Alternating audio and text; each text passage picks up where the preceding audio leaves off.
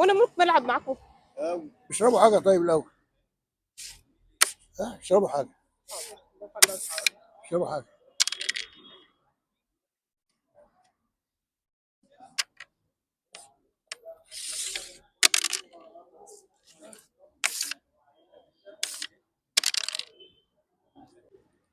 بتلعبوا ايه؟ بنلعب طاوله. احكي لي شويه عن المنطقه. المنطقه هنا منطقه شعبيه، لا هي شعبيه قوي ولا هي ارستقراطيه قوي، وزي ما انت شايفها مليانه اثار يعني. مماليك محمد علي وبتاع.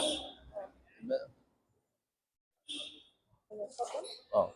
وهتنزلي برضو هنا في حاره فيها منزل الزعيم مصطفى كامل لغايه موجود. فالمنطقه بتاعتنا زي انت مش شايفه والقصر بتاع الطاهر. اه. زي ما انت شايفه كده المنطقه بتاعتنا منطقه اثريه. الحاج عم عبد الشافي ربنا يديله الصحه 85 سنه.